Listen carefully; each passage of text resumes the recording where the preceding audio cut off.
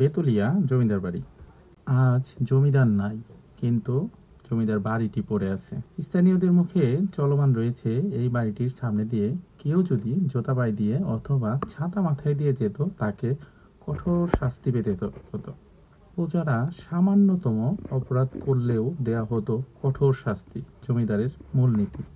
কখনোই প্রজাদের নিয়ে ভাবতেন না এই জমিদার। একসময় জমিদার ছাড়া, জমিদারের হুকুম ছাড়া এখানে কেউ আসতে পারতো না, আর এখন এখানে সাপ, ব্যাঙ, বিচ্ছু এদের বসবাস।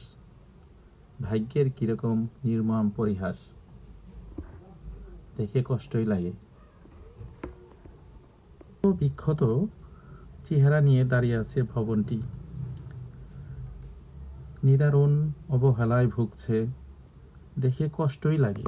একসময় এইখানে কতই না লোকজন ছিল, কত জমিদারের জমিদারিত্ব ছিল, আর এখন জমিদার নেই, কিন্তু জমিদারের ভবনটি পড়ে আছে।